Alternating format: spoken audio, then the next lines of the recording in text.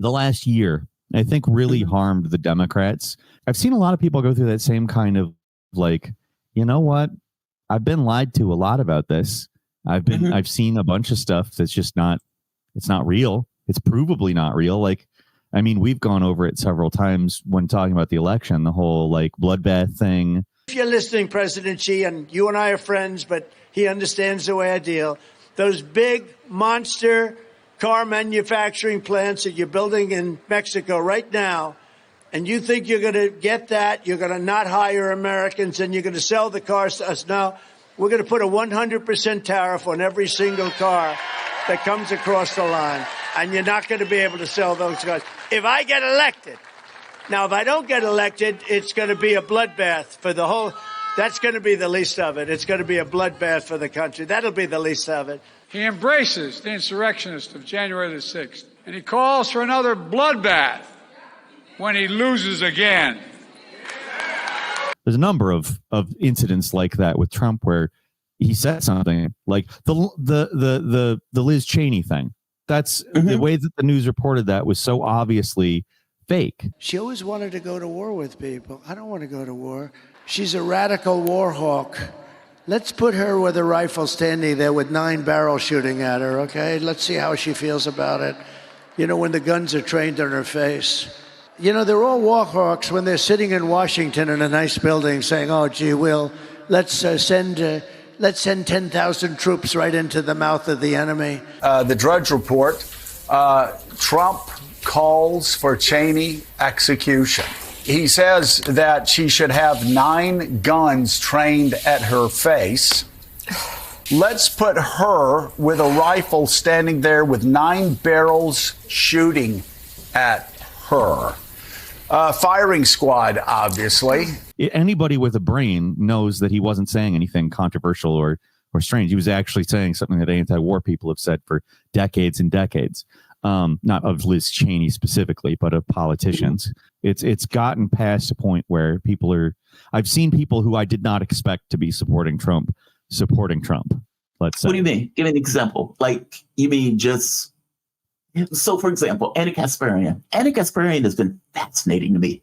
She has had this weird political arc where she has been pissed off at lefties. She said she felt like they abandoned her. She called them an occult, which is astonishing. And she's on the Young Turks, which calls itself a progressive outlet and is blue no matter who in pretty much every election, despite the fact that they would complain about Democrats and everything else. Anna has come out recently saying, I met a friend of mine that's a Trump supporter. She said when she got to know him, she realizes, oh my God, he's not this monster that everybody said he was. And even pushing back on the left on some of the more extreme elements of what they would call like kind of the social politics, not economic stuff. Sure. So, yeah, I guess I do see it in a few people on this front. What do you think it is, though? Do you think it's just the Democratic Party has moved so far away from the economic angle that they've gotten more into the social policy that they are leaving people behind, they're alienating people? What do you think it is that has caused those people to kind of shift in their political alignment? Or did they shift at all? Was it just the party has moved beyond them? I would say I didn't leave the Democratic Party. It left me. And I think a lot of people would say that. Sure. What do you think it is? I think that there's kind of 2 versions of it. If I'm completely honest, I'm not super impressed by Anna Kasparian. Like, I think... To be fair, I'm not impressed by her at all. And I take the piss out of her all the time. I was more shocked by this arc that she seems to be going through now. I'm sorry. No. Well, no, the thing is, I agree with a lot of what she's saying. That's not what it's not that I think that she is wrong. It's that people like myself have said a lot of similar things for a long time. And I'm far from the only person who has done that. I know countless people who have been very critical of the Democrats. And really, she's been very critical of the Democrats. It's not really exactly what I'm saying. Mm-hmm. I have been very critical. Like I've made stuff like this Horseshoe Theory is Right book, which is it's showing the left as it exists in the United States as not really, I mean, maybe it takes different moral stances and has different aesthetics, but functionally is ultimately the same thing and protects the same things as the right, the institutions. I've been saying that for a very long time, and I don't necessarily say it horseshoe theory in the way that Noberto Bobbio, the guy who came up with that, is saying it. I'm saying it on a class basis. I think they both represent different factions of one class. Yeah. But I have gotten attacked for that for a very long time. And she is among the type of person that has attacked me for it and has said, there's problems with the left. But to say things like that, it's wrong. It's very wrong. And I see her go on shows like Glenn Beck and yes. rather than approach people like myself, because there are people like myself who have been doing this who are of much higher profile, that she could approach and do these shows with that type of a person who has an actual class analysis or any of that.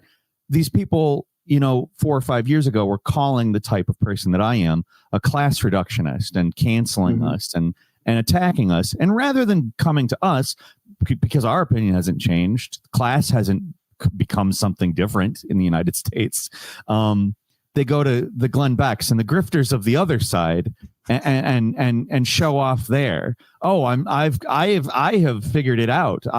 It's like I am not impressed by that. I think that's a very cynical thing to do, because if you were really serious about the things that you're saying, and because I agree with a lot of them, let me be clear. There's a lot of things that Anna Kasparian is saying right now that I very much agree with.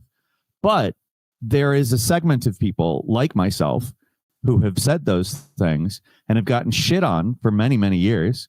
And, we're as far as I'm not a lunatic. I certainly don't go out and make unprovable claims. I don't do that type of stuff. I say things that are observably true, and I get shit on for it. and these are the types of people that have shat on me traditionally. They, if they really are serious about what they're saying, need to come to people like myself. And again, like I said, there are people like myself that are saying things like this that are significantly higher profile than myself. And you go to them. I'm not even saying like come to me. Go to them. Why do you think she went to Glenn Beck? I mean, because you're right. Now that I think about it, the Glenn Beck thing is very weird. I remember when I saw her, I was like, I guess my first thought was like, okay, well, why are you on Glenn Beck? That was the first question. And then I was listening to her like, okay, I kind of agree with that. Then she went on Piers Morgan. That was the other person she went on. She was talking to Piers Morgan about the left, basically trashing elements of the left. Do you think she's going on these shows because in their mind, Trump won? Clearly, there's something that is going on with Trump, where all of the working class, many of the young people didn't show up for. And this is her way of trying to get a certain amount of bona fides with the right? Well, I think it's because these people do not have the class analysis. Like, this is a documentary. I would urge anybody who's currently watching to go to my YouTube channel, Very Important Documentaries, and watch this. Or if you don't like watching me in a jockey costume saying funny things and making the points, buy this book on Amazon. And just so the audience will know, it's called what's the name of the book? Horseshoe Theory is Right, but Not How You Think, which I think is a good title. I'm just going to pat myself on the back there for a minute. But I think that it's a situation where these people don't have this class analysis. So they don't see that Glenn Beck is the same thing as what's a popular one, like David Pakman. They're the same thing. They're just they look different, they sound different, they say things that are ultimately, sound like they are in conflict with one another, but they're protecting the same things. They may not be of the ruling class, but they're certainly aligned with the ruling class. And this isn't to shit on David Pakman or anything. I think that he has, a lot of things that he's correct about, but he's also very incorrect on Israel as far as I'm concerned. But his analysis stops when it comes to questioning these institutions on a fundamental level. He won't do it. He can't do it. He's not, and that's not to say like, he needs to be a good socialist. I don't really care if people are socialist or not. I think that if we ultimately held the institutions accountable in a smart way, we would land on something that looks like socialism. Whether we call it socialism or not, I don't really care what words we use. I think it would be nice to hold institutions accountable. But if you asked him, should we completely fundamentally change the economic and social systems we live in, he would say, absolutely not. What are you, insane? And so would Glenn Beck. Like these people are not people who want to change things. They want the class of people that's ruling right now to be ruling. While they may not like corruption, they'll defend it if the person who is attacking the corruption wants to change things on a fundamental level. And when I see somebody like Anna Kasparian, who is saying the things that she's saying, which are ultimately probably more in alignment with a person like myself, going that direction, it just says to me they don't understand, or worse, they are themselves a grifter and just going where the cloud is currently. But I try to take a generous or charitable position. They don't understand. Like the thing that they're complaining about, they're going to the other side of that thing and appealing to that instead. Like it's ultimately, like you talked about, the Democratic Party has lost the economic part of what they have claimed to be about for years and years and what they built their reputation on decades ago.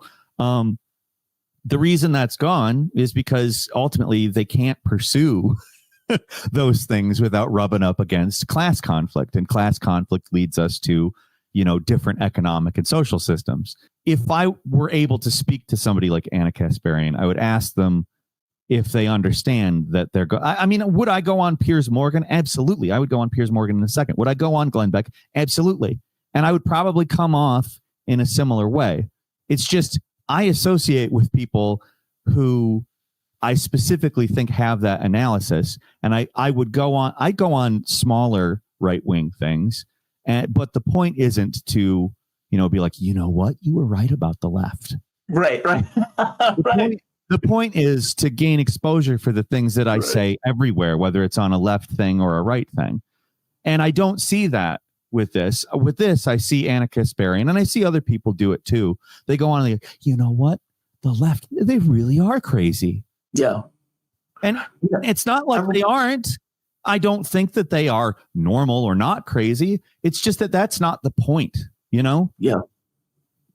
I remember I had this guy send me a text one day, an email, and he says, dude, he said, I used to watch your show just to joke you. He says, I used to be a troll. And he said, I realized after like several months that I was watching your show every day. And he says, I am a hardcore right winger.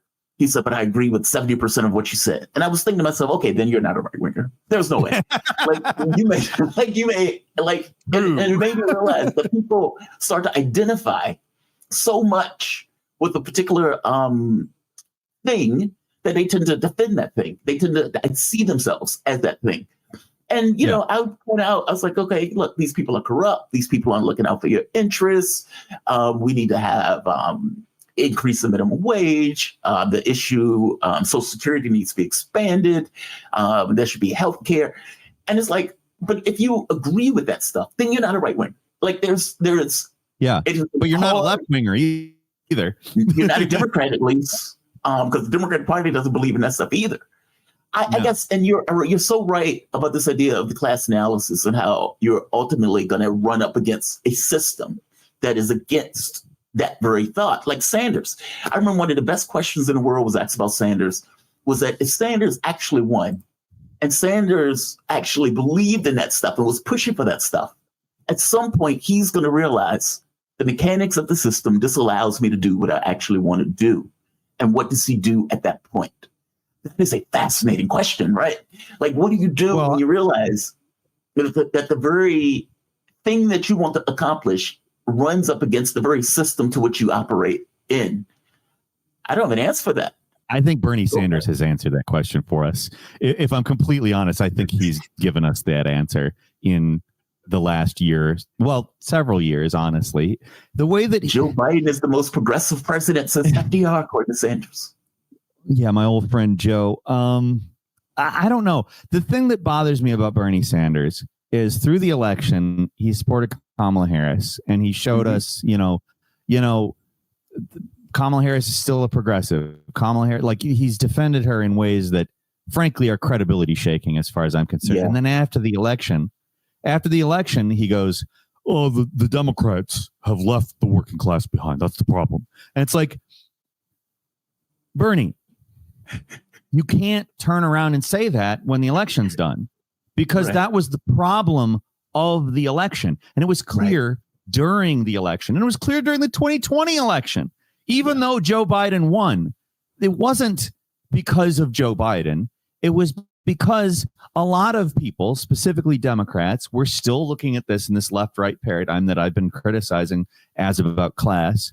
And to be clear, like, Trump did have to deal with COVID. And I think a lot of people gloss over that.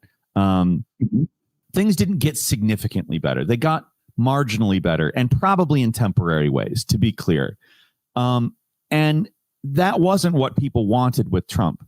So a lot of people swung back the other way as a protest vote. There was some protest vote for Trump with the original Trump supporters. It's that clear. And they're showing their faces again in the wake of this election, as he's named certain people to his cabinet that they very vehemently oppose. I've seen more than a few of those people come back and be like, but it's not as if the Democratic Party has done anything that is shocking in the last 4 years. Bernie Sanders coming after the election and saying, well, the reason they lost. It's like, no, the reason they lost is things that you were allegedly running against, Bernie, like when you were running for president.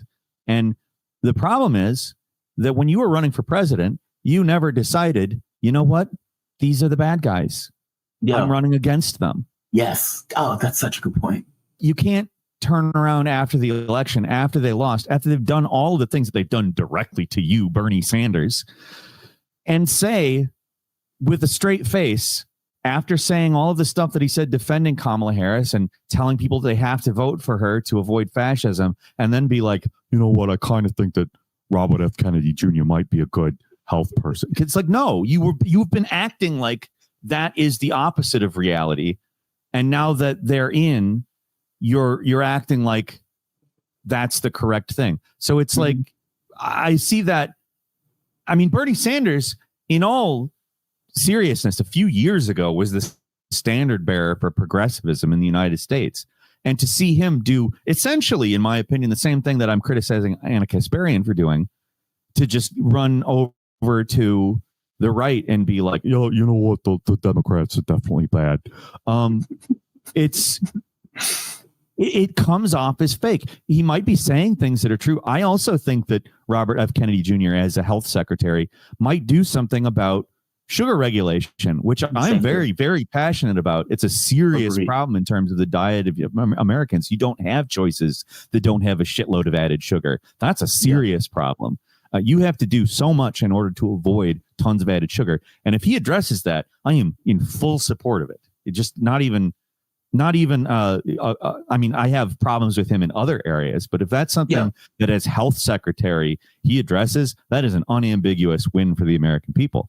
I think that, but it's not something that I just recently came up with. I have criticisms for Robert F. Kennedy Jr. and I have things that I align with him on as well. That's not like I don't play the team sport thing. I'm well aware of the problems of Trump, and I'm well aware that Trump also went to North Korea and tried to initiate peace talks instead of what every other president has done. I'm aware that there are good things and bad things about all of these people, and I have said those things, whether they're ahead or behind. It's like the last question. I guess, why do you think Sanders does that? I mean, because you're right. It seems that he thinks the Democratic Party is the best option out of bad options, and I don't think he quite gets that. If he would be willing to criticize the party, that he may actually get a better candidate, like meaning his undying support. They can always go to Sanders when they want to say, hey, this person is progressive. Ain't that right, Sanders? Yep, the person is progressive. And then immediately after the election, he attacks the guy. He attacks the party. Oh, they abandoned the working class. Well, like, you got to attack them during the election, my man. Exactly. It has to be when it matters, not when it doesn't. I agree with you, man. It's tough. It's tough. It drives me nuts because, frankly, these people, like, I owe something to them. It's not that I don't. Like Bernie Sanders, if Bernie Sanders hadn't done what he'd done in 2015, if he hadn't run for president as a Democrat, I wouldn't have any of what I have in terms of visibility. I certainly wouldn't have had any momentum in terms of, being willing to be critical in a lot of situations. Yeah. I think that there's things that I owe to that man, but I also see there is a serious problem in the way that he operates. I mean, in a lot of ways, he opened the door for a lot of people like yourself and myself to be able to be critical and not be completely cast out. But also in the way that he has over the years defended the Democratic establishment.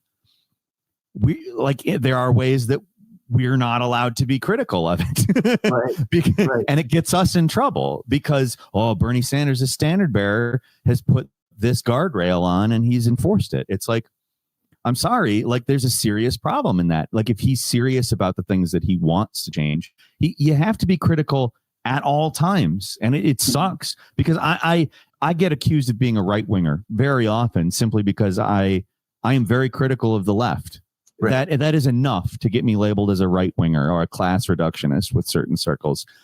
I dislike that very significantly. And it's because of people like Bernie Sanders. They're people who they get the most time and attention. And when they don't go further, when they don't consistently criticize on the basis that if I wanted Medicare for all, I would need to plow over a lot of these people. They are in my way. They are my enemies, my obstacles. They're defending the other side that doesn't want any of that to happen. They're not with me. They're with them. And I can't defend them because they are my problem. Yeah. I don't know. And because of that, like when I say these two sides are ultimately part of one thing, they're ultimately defending one class. They're ultimately defending the institutions that are corrupt, even if they observe something correct, that it doesn't change what they're ultimately there for. I get called a right winger because that sounds too centrist. And it's there's centrism, and then there is understanding that there are problems with both sides. No, I agree with you. I think there are problems with both sides. I agree with your take that these guys are two wings on the same bird. Yeah, exactly. I used that in my documentary. I made a big old picture of a bird, and I did the same thing. Peter Coffin. Peter Coffin is a journalist with over 250,000 YouTube subscribers, podcaster, and author.